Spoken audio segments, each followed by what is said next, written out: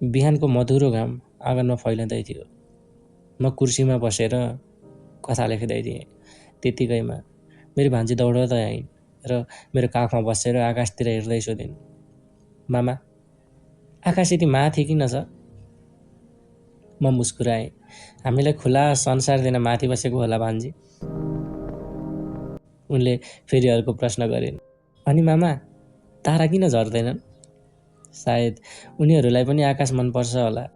उनी केही बेर चुप लागिन्, तर उनको जिज्ञासा सकिने कहाँ थियो र? फेरि, मामा, मानिसहरू किन रुन्छन्? त्यसपटक म केही क्षण मौन भएँ। त्यसपछि भने, धेरै खुसी हुँदा पनि रुन्छन्, धेरै दुखी हुँदा पनि रुन्छन्।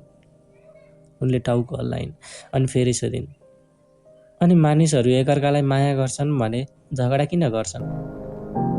उनको प्रश्नले मलाई झस्कायो। ठुला ठुला किताबले नदिएको चुनौती एउटा सानी बालिकाको प्रश्नले दिएको थियो। मैले उत्तर खोजेँ। त्यही उत्तरमा कथा लेख्न खोजेँ। किनभने मानिसहरू कहिलेकाहीँ रिसाउँछन्, तर माया भने हराउँदैन। उनले सन्तुष्ट भएर मुस्कुराइन्। केही समयपछि बाटोमा हिँडिरहेको एक वृद्धलाई देखेर फेरि सोधिन्, मामा, सबै मानिसहरू बुढा हुन्छन्? हुन्छन् भान्जी। तपाईँ नि? हो, म पनि। उनी एकछिन गम्भीर भइन् अनि मेरो हात समात्दै भनिन्, अनि म ठुली भएँ भने पनि तपाईँ मेरो मामा नै रहनुहुन्छ। मेरो मन एकाएक भरियो। मैले उनको निधारमा चुम्बन गर्दै भने, भान्जी, जति वर्ष बिते पनि तिमी मेरो भान्जी नै रहन्छौ अनि म तिम्रो मामा।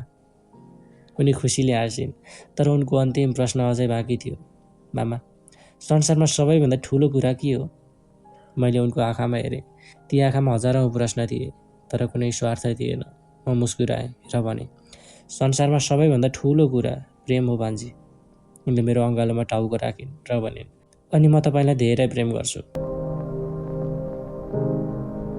त्यो दिन मैले महसुस गरेँ, संसारका सबै प्रश्नहरूको उत्तर किताबमा नहुन सक्छ, तर एउटा निर्दोष बालमनका प्रश्नहरूले जीवनलाई बुझ्ने नयाँ बाटो भने अवश्य देखाउँछन्।